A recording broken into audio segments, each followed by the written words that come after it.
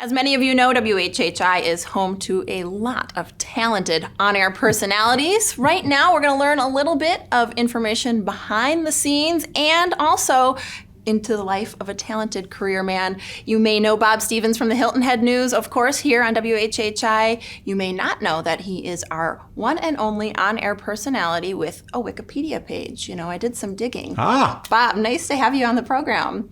Good to be with you. I do appreciate you. Most everything on that Wikipedia page is right, I think. You know, there's a lot of information. It needs a little updating because you've done a lot here at WHHI in your 10 plus years that you've been working here. Has it been that long? It has, you know. And I'm a fan. I've been watching you, of course, since my first time around when I was here in the area. You know, I want to make sure a lot of our viewers may not know what an incredible career you have, although have had a lot of them boasting, of course, huge titles, including working for ESPN and of course, sports director. So lots to talk about. You know, I want to start, though, with just how did you get into this career? What a wonderful career it's been here in media. You know, kids will ask you that. How do you get in and how did you get in?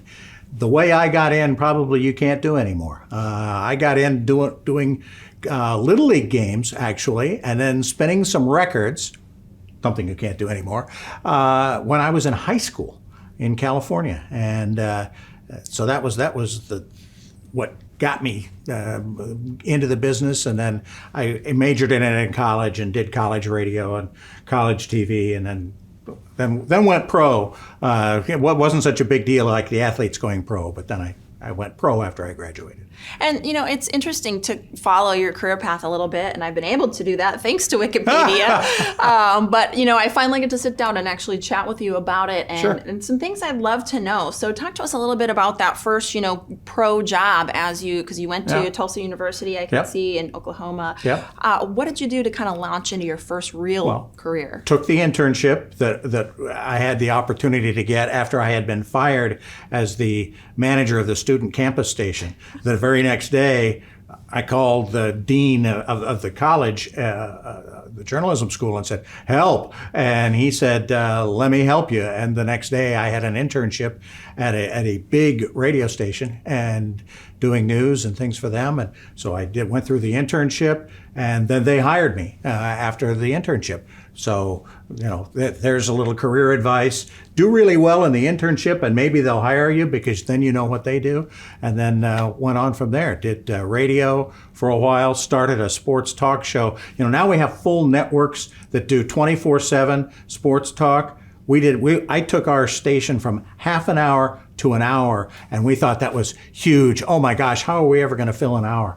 And you know, it is a big deal because, to your point, at the time there really wasn't this abundance of information. Obviously, you know, Googling and stats and things was not an option. So how did you do that? How did you go from half an hour to an hour content at that time? Well, it was again, phone calls. It was generating topics that people wanted to talk about and getting them used to calling in. It happened to be at a station that did a lot of that about general events, local events, and whatever, so they were used to that. So it just was topical. I happened to be sports, but it worked out, and then went from there to TV, although I actually worked on the news side in TV first, burned out of the business, did PR for 4 years, got back into the business, and then started doing sports and climbing the ladder. And you sure did climb the ladder. Let's talk about your time at ESPN and what that looked like. How was that job for you? Well, this week marks 25 years since I started. It was actually November 1st of 96.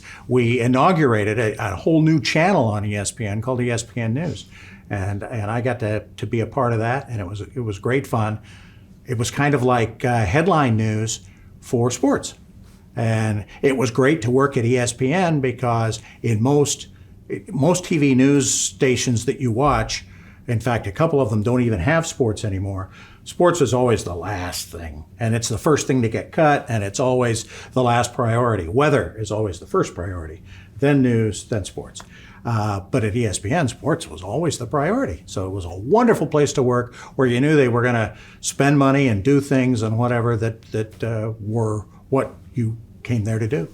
Wow, I wish we had about 20 more minutes to talk about this. Before we go, though, any major big moments that stand out? Athletes you've interviewed, funny things happening that you care to share? What sticks in your brain? Just working with the gang at ESPN. I was there during what I consider and what I think a lot of people my age consider the glory days of ESPN, with Dan Patrick and Keith Olbermann and Kenny Mayne. And Stuart Scott's daughters and my daughters danced together. You know, the kind of the community that we had within that group, as large as it was. I mean, our Christmas party was 1,800 people. Was a whole lot of fun. And being owned by Disney and getting to go to the parks and being an employee, that was kind of fun. I bet that would be great. Lots of good memories. Well, thanks for sharing a few with us here today. And we are sure lucky that you landed here at WHHI, Bob. Great to be Thanks here. so much. Don't forget to Google him, Bob Stevens, ESPN. That'll get you his Wikipedia page. We'll be right back with more Talk of the Town.